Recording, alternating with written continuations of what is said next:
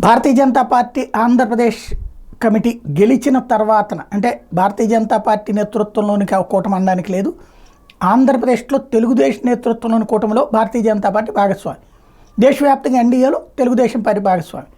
ఇక్కడ ఘన విజయం సాధించిన తర్వాత ఈవెన్ భారతీయ జనతా పార్టీ కూడా ఏకంగా 8 మంది శాసనసభ్యులు, 3 పార్లమెంట్ సభ్యులు గెలిచినటువంటి నేపథ్యంలో తొలిసారిగా కార్యవర్గ సమావేశం జరిగింది. రాష్ట్రం నలుమూల నుండి కార్యవర్గం పాల్గొన్నటువంటి సందర్భంగా కీలకమైనటువంటి నిర్ణయాలు తీసుకున్నారు. అంటే తీర్మానాలు చేశారు. 2 తీర్మానాలు.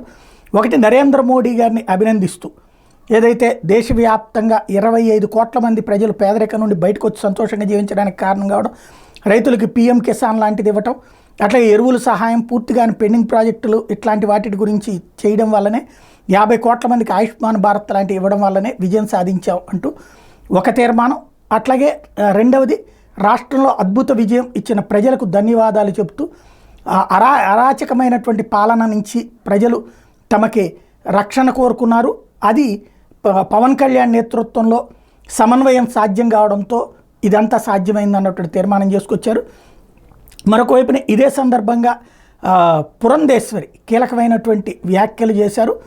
ఏదైతే ఇప్పుడు ప్రస్తుతం ప్రతిపక్ష పాత్ర భారతీయ జనతా పార్టీనే పోషించేటటువంటి, డైరెక్ట్గా అముక్కనకుండా కీలకమైనటువంటి వ్యాఖ్యలు, కూటమిలో ఉన్నా మేము ప్రజా సమస్యల్ని లేవనెత్తుతాం, కూటమి ప్రభుత్వం మీద ప్రజలు ఎన్నో ఆశలు పెట్టుకున్నారు, సంక్షేమంతో పాటు అభివృద్ధిని కోరుకుంటున్నారు అన్నటువంటి విషయం చెప్తూ ఏపీ బీజేపీ మీద ఎంతో బాధ్యత ఉందని చెప్పారు.